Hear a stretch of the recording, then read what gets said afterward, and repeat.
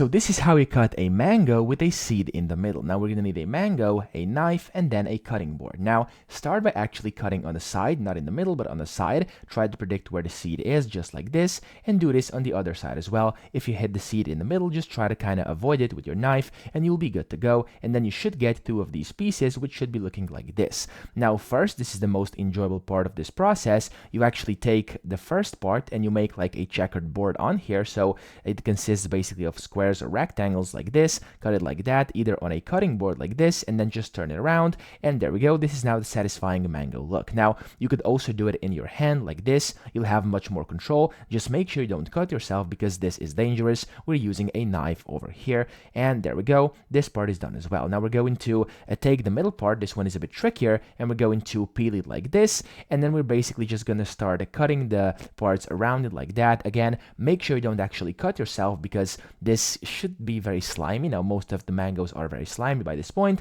and then that's what's left. You could go ahead and chew on this. Just make sure you don't break your teeth. Now that's basically how to cut a mango fruit. I hope this video helped you out. If it did, please subscribe to the channel and help me out as well.